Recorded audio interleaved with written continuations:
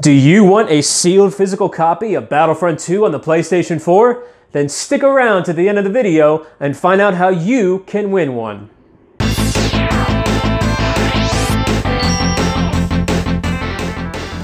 The Star Wars universe is massive, and now with the addition of both Finn and Captain Phasma in EA's Star Wars Battlefront 2, I thought I would present to you my top 10 canon Star Wars characters needed in Battlefront 2. Now, this is just my personal list, but I would love to see in the comments who your choices would be, and also if you happen to agree.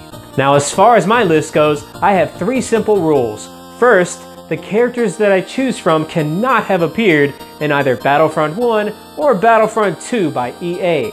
So, if you are unsure which characters have already appeared at the time of this video, then here is a roster I have made that will tell you all that you need to know, so feel free to pause now. Also, to make this list fair, I'm including 5 villains and 5 heroes evenly. And finally, I'm not going to be including Anakin Skywalker or Obi-Wan Kenobi on my list. I mean, that would be just too easy. They have to be included at some point in the future, right? But either way, we'll just tack them on as an honorable mention, but just know that otherwise they'd both be placed really high on my list. But that's enough talking though, let's get started. Kicking off my list, at the bottom we have General Armitage Hux, who I believe is the least likely to appear within the game. Okay, to be honest, I'm using Hux as somewhat of a filler villain, since there is a new trilogy hero later I would like to include on my list. So, since these character add-on updates tend to be themed and feature a pair of characters, one good and one bad, I figured I'd be that guy that gave Hux a little bit of credit. Now, in case you were wondering, I did in fact consider choosing Snoke instead, yet while he was clearly very powerful in the ways of the Force, physically, he was very weak. So while the developers would have a lot of power and offensive skills to work with from Snoke, I just don't think his limited mobility or his physical capabilities would translate well in-game. Yet as far as General Hux goes, we can at least confirm that he knows how to hold a pistol just by looking at his Hasbro action figure. So it would be interesting to see what kind of skills and abilities the creators would potentially give Hux, and since he is a sinister presence within the First Order, I don't necessarily mind placing him at the bottom of my list.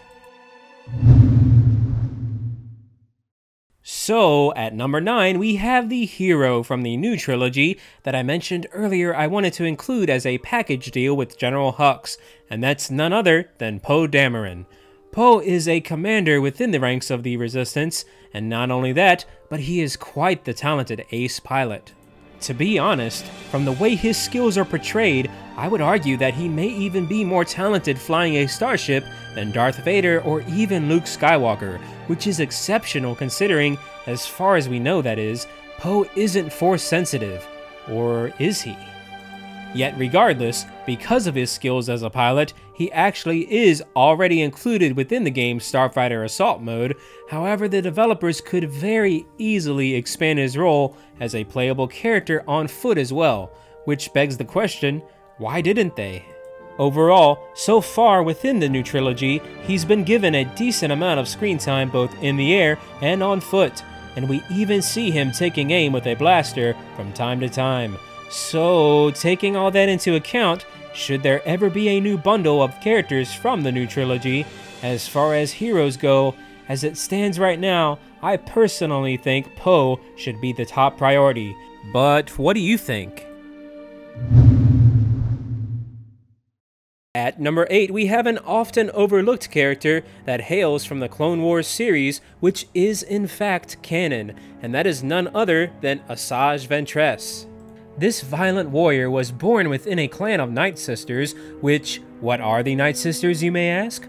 Well, real quick, they are a group of females residing on the planet of Dathomir, where they spent their time channeling dark energies and using the dark side to wield the power of arcane magics. Fun fact, but did you know that Darth Maul was actually the son of a Nightsister, and also had a brother called Savage Opress? If not, I'd highly recommend watching the Clone Wars series, But I'm getting off track here. ASAJJ was initially discovered by a Jedi who took her in as his Padawan, but once he was slain, she tapped into her anger and embraced the dark side. This would eventually lead to her being noticed by Count Dooku, who took her in as his Sith apprentice. Oh, and here's another fun fact for you, but did you know that ASAJJ was responsible for giving Anakin Skywalker the scar across his right eye? The more you know, right? All through the Clone Wars, she was feared as a lethal assassin and followed the orders of her master without hesitation. Now, I could keep going with this brief history lesson, but I'll stop right there and just mention that I feel she would make a perfect addition to the Star Wars Battlefront 2 roster, especially since she played a pivotal role for several seasons within the Clone Wars series. Of course, if we are greeted with some form of Clone Wars or Rebels DLC, there would have to be a hero to accompany the villain, right? Jumping ahead at number 7, we have a character that people have wanted to appear in the Battlefront franchise for years, and that's none other than the Jedi Master Qui-GON Jinn. As the teacher of fan favorite Obi-Wan Kenobi and the Jedi who put so much trust and faith into the training of Anakin Skywalker, it's fitting that he has obtained such a cult following over the years. While his stint in the films was short-lived as he only physically appeared in one film, the impact he had on the franchise was dynamic. I mean, think about it. Ultimately, he was the one who discovered Anakin, and had their paths not crossed at the right moment, it's likely Anakin would never have been trained by the Jedi Order, and ultimately never have brought balance to the Force. So, with the villain that helped him meet his demise, Darth Maul, taking the helm as the playable villain from Episode 1, and since nobody wants to see Jar Jar Binks or young Anakin in the roster, there is no better time than now to have Qui-Gon make his Battlefront franchise debut. He was as wise as he was cunning, and as strong in the Force as he was rebellious, and that is why, in my opinion, Qui-Gon Jinn definitely deserves to hold a spot within the growing roster of characters.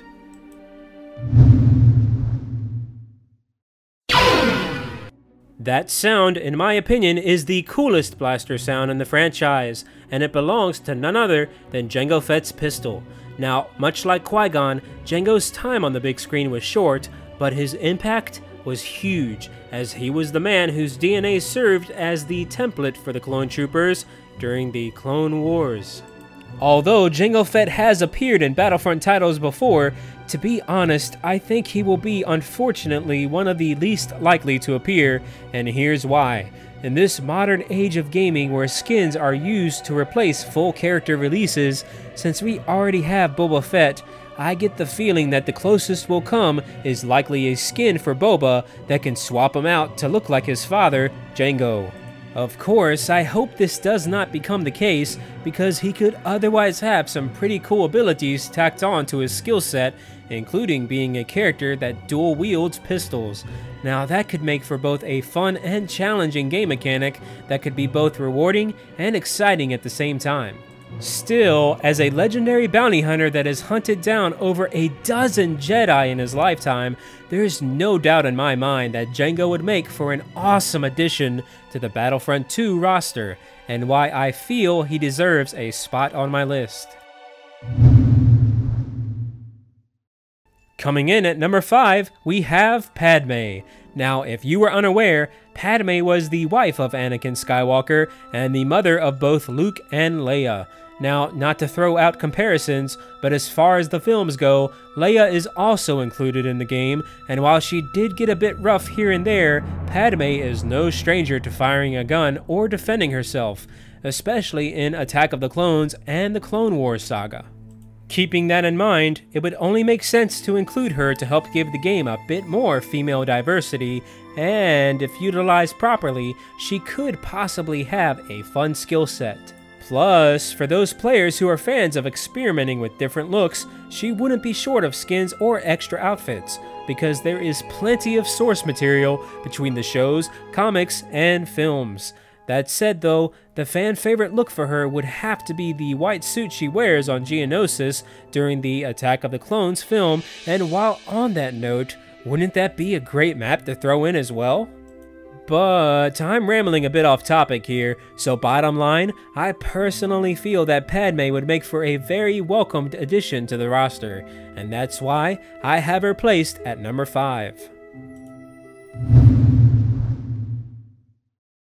At number 4, we have Count Dooku.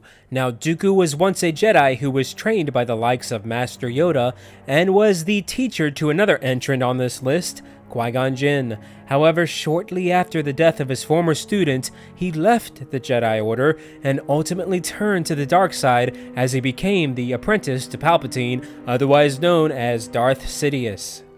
From that point forward, while known throughout the galaxy as Count Dooku, he was given the Sith name of Darth Tyrannus, and played the role as a key yet ultimately temporary piece in Sidious's plan to become Emperor. That being said though, Dooku was a feared presence during the Clone Wars, and was very skilled in the ways of both the Force and lightsaber battles, where he has bested many Jedi, including Anakin Skywalker and Obi-Wan Kenobi, and even survived a duel with Jedi Grandmaster Yoda himself. Looking back at the 2005 version of Battlefront 2, we've seen Dooku appear before as a playable character, and given the part he played in both the show and the films, I personally feel that it is highly likely that we'll see him pop up again within the franchise. Still, I wouldn't necessarily say his appearance is a guarantee, so for now, let's just keep our fingers crossed. Okay, so bear with me on this one as I explain a little bit of the backstory here and why I have Ahsoka Tano placed so high on my list. For starters, she is a canon character as she has appeared in both the Clone Wars and Rebels television shows. However, she never appeared in any of the films. The reason behind this is elaborate, but not overlooked. You see, there is quite the gap in time between the films Attack of the Clones and Revenge of the Sith. That's where the show Clone Wars comes into play. During this time, Anakin was given a student or Padawan to study underneath him, and that student was none other than Ahsoka Tano.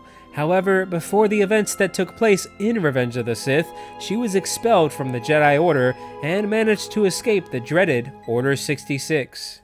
Flash forward several years, and Anakin is now Darth Vader, while Ahsoka has grown into a mature adult and accepts the realization that her former master is now a Dark Lord of the Sith. In the show Star Wars Rebels, their paths finally cross, and the two of them engage in a fierce battle. Now, as far as their duel is concerned, if you watch the Clone Wars after investing 5 seasons into the relationship between student and teacher, man, this fight brings out all the feels. But now that you know a little bit more about the character, yes, there are more powerful Jedi I could choose to fill in this spot, but let me repeat myself. Fans of Star Wars had 5 seasons of the Clone Wars to develop a bond with this character, and that's a lot of screen time, not to mention her stint within Star Wars Rebels. Tack on to that the fact that she was the sole student of Anakin, and the fact that she possesses some cool white lightsabers, and I personally feel that she rightfully deserves a spot at number 3 on this list. In my own personal opinion, out of all of the available villains up for grabs, I feel that General Grievous is the most intriguing and the one who could translate into the most exciting to play. Additionally, I also feel he's the most likely villain to pop up in the future. Now, General Grievous served as the leading figure of the Separatist army during the Clone Wars, and while not Force sensitive, he was trained to wield and use lightsabers by Count Dooku. Now, since he wasn't connected to the Force, you would think he would be at a disadvantage when dueling a Jedi, right? But actually, the advanced abilities of his cybernetics helped to give him the edge, and he actually successfully defeated several Jedi. In addition, he was also trained to use fear and intimidation against his opponent, which also served to help even the odds. And I think this in particular would make for a really cool ability in-game. Also, how cool would it be to have an update that included Obi-Wan Kenobi, General Grievous, and a new Utapau map set? One could only hope that this becomes a reality, yet there is still one more character who I feel is most fitting to be within Battlefront 2. At number 1, we have Jar Jar Binks. Just kidding. But I can summarize the number 1 pick with just 2 words. Purple lightsaber. Yep, that's right. The honor of being placed at number 1 on my list goes to none other than Mace Windu. Now, Windu was a powerful Jedi Master who was rivaled only by Grandmaster Yoda within the Jedi Order. And he even single-handedly outdueled Darth Sidious in lightsaber combat. And yes, he did win that fight, and I do believe, in my own opinion, he would have put an end to the Sith Lord had Anakin not interfered at the right moment. But what made him so powerful?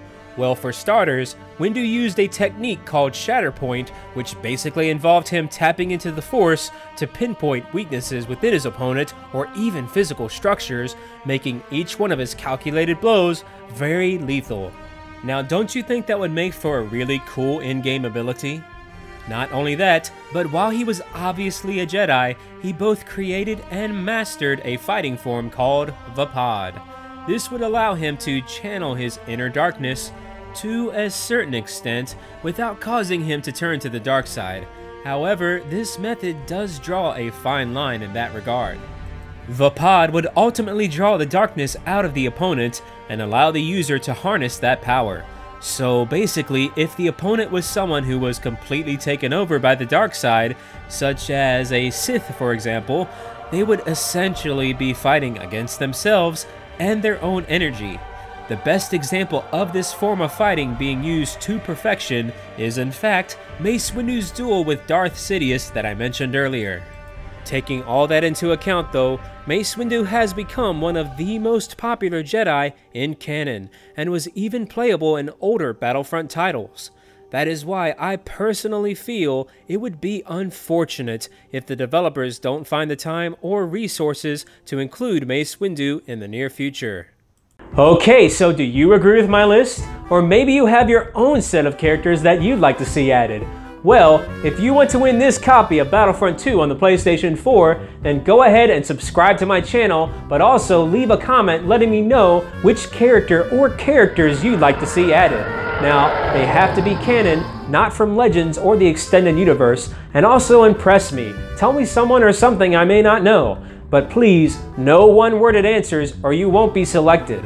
Also, if you already are subscribed, then go ahead and just leave a like, but also still comment, because that's how I'm going to pick the winner, and the person who has the most creative comment by January 1st will be announced at the beginning of my first video of the new year. But that's it for this episode though. I'm That Bald Gamer, and I'll catch you next time. Take care.